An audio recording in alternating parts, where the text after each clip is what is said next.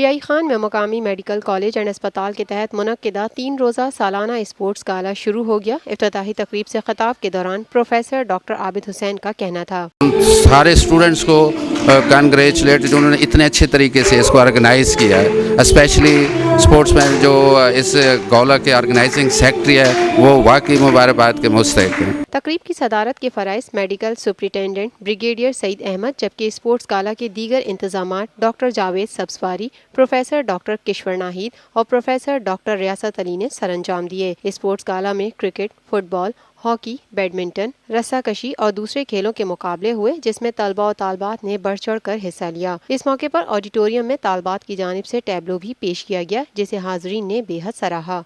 یہ ہے TNN TV، دیکھتے رہیے تازہ ترین خبریں اور ایکسکلوزیو رپورٹس۔